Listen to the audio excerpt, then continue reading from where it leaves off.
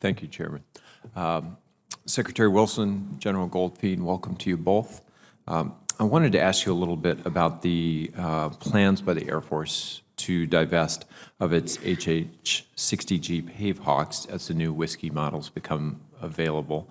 The entire New Mexico delegation wrote to you a few months ago and expressed support for transitioning some of those legacy helicopters to the 150th Special Operations Wing. Doing so would help the Air Force with pilot production, but also help alleviate the stress on the 58th Special Operations Wing to train both the legacy and the new airframes. So as the Air Force upgrades to the HH-60W combat rescue helicopter, would you agree that an interim location using the legacy airframe would be beneficial to that transition for either of you? Yes, sir, and we appreciate that option, and we're looking into it, so we do agree. I'd very much appreciate it if you look at the New Mexico Air National Guard as having the potential to fill that role. Secretary Wilson, I was really encouraged to see the Air Force prioritization on modernization in this year's budget. It is a very welcome focus. I am, however, concerned that it's not necessarily adequately reflected in the basic and applied research accounts, which is really the foundation for a lot of the defense labs. So the FY19 budget request increases RDT&E by almost 19%, but the basic and applied research line stayed pretty flat. Do you think we're putting enough emphasis right now on basic and applied research? Senator, I actually share your concern. Our research, development, test, and evaluation did go up significantly in this budget, but it is more on the test and evaluation end of things. We have a science and technology strategy review underway to help identify what are the areas where the Air Force needs to focus for the future and how can we best conduct that research. We expect that review to be done this fall and into the end of the year, and that will help guide us towards the future. I'm very happy to see the focus on RDT&E. I just worry that if we don't pay attention to that foundation, that it's going to catch up to us.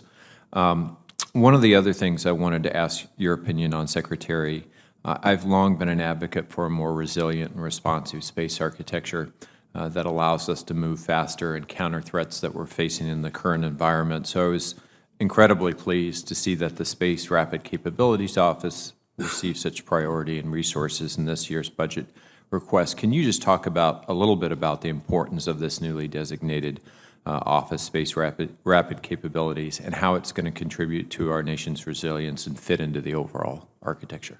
Senator, the Operationally Responsive Space Office has been renamed the Space RCO. There are 4 different satellites that office is working on now, but I think even more than just renaming the office, we've been going through a series of sprints with the Space and Missile Systems Center since December of 2 and 3 weeks in duration to look at how do we buy satellite systems, how do we need to change the way in which we buy satellite systems.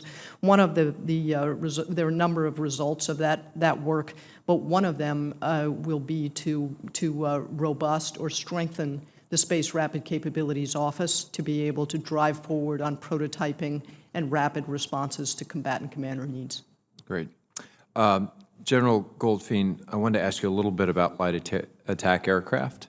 You recently announced that the Air Force will undergo another experiment at Holloman this year rather than the originally planned combat demonstration. How's this experiment going to be different than the one conducted at Holloman last year? Sir, 3 ways. Number one, we're taking a really deep dive on this one on the sustainment aspects of it, how many maintainers we need, how do we sustain it both at home and forward.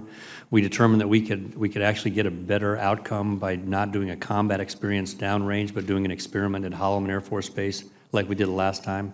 Second, we're looking at this through the lens of allies and partners, because a big part of the light attack experiment is a common architecture and information intelligence sharing network so that those who would join us would be able to be part of the counter-violence, the campaign against violent extremism.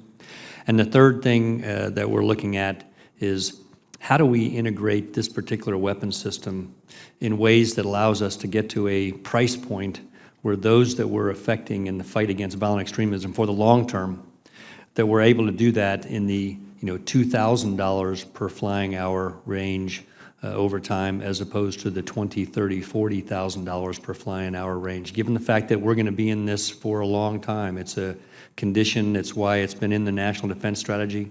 So as we go look at this, we are hopeful that we will get the outcomes that will allow us possibly to come back to you and look at even accelerating this to the left, if in fact we think that's worth pursuing. I look forward to that. It has taken quite a long time to get this moving, so we're looking forward to seeing that capability fielded. Thank you, Chairman. Thank you, Senator.